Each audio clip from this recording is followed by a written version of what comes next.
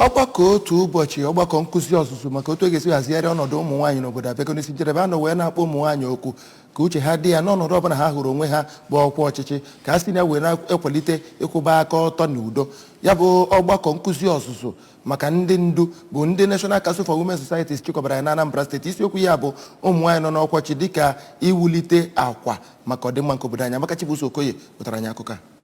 Abụ mmemme nke were ọnọdụ n'Ọka bụ nke anọkwa n'ime ya wee nye asambodo wee nyegara ndị mmadụ ndị rugoro ọrụ dị iche iche na ndụ ha. Otu onye enyekwara onyinye ya bụ asambodo iji wee kwanyere ya ugwu bụ nwunye aka na-achị steeti a bụ Oriakụ Nonye Soludo, onye nke adọnyere n'oche dịka onye Grand Patroness nke ya bụ otu. Mgbe ọ na-agwazi ha okwu ka ọ natachara ikike ka Oriakụ Soludo sịrị na ọchịchị dị ya bụ nke na-enebanye anya n'ihe gbasara ụmụ nwaanyị, ebe ọ na-aga n'iru na-emezu ya bụ ihe akpọrọ 35% affirmative action iji wee hụ na ụmụ nwaanyị n'ụdị ọgbọ ọbụla bụ ndị a na-elegara anya. Nwunye aka na-achị steeti a, onye anọchitere anya ya bụ kọmishọna nke na-ahụ maka ụmụ nwaanyị bụ Oriakụ Ifi Obinabo, sịrị na ha na-arụ ọrụ ịhụ na ụmụ nwaanyị bụ ndị a na-akwalite obibi ndụ ha na ụzọ ha yere oye wee nyere onye ọbụla iji wee hụ na ihe ọbụla gbasara ụmụ nwaanyị na ha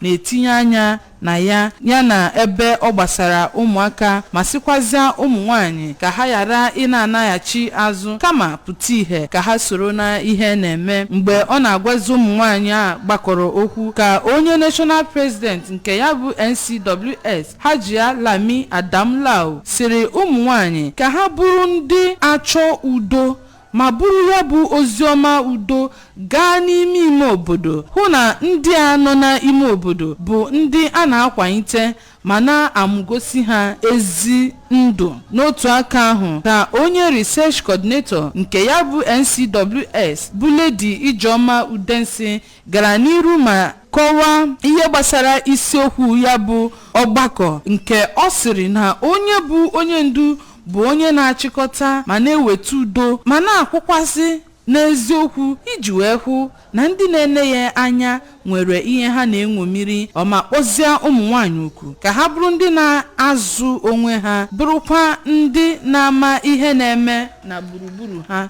N'otu aka ahụ ka Dr. Helen Abazu, onye nke nwere nkọwa ọ kọwapụtara na isiokwu ya bụ ọgbakọ, sịrị na ụmụ nwaanyị bụ ndị kwesịrị ka ha na-anọ na ndọrọ ndọrọ ọchịchị, ma mgbe ha na-anọ ogo dị elu dị otu a, na ha kwesịrị ịbụ ndị ezigbo ndu na-enwe mkpakọrịta ma kwanyere onwe ha ugwu n'ụzọ dị iche iche. N'otu aka ahụ ka onye steeti president nke NCWS bụ Lady Teresa Nnalue n'ozi nnọọ ya kenere aka na-achị steeti a bụ gọvanọ Chukwuma Soludo na nwunye ya Nonye ka ha si wee jee wee kwalite ọnọdụ agụmakwụkwọ na Anambra steeti iji wee hụ na ọnọdụ ụmụ nwaanyị bụ ihe agbanwere. Ya bụ ọgbakọ nke achịkọtara na ihi ụmụ nwaanyị dọtara onye bugori minista maka ụmụ nwaanyị bụ Iyom Josephine Anini ka ebe ọ rụrụ ọrụ dịka onye isi oche. Ọ dọtakwara imerime ndị eze ọdịnala na Anambra steeti. Abụ m Amaka Chibuzo Okoye maka akụkọ ụwa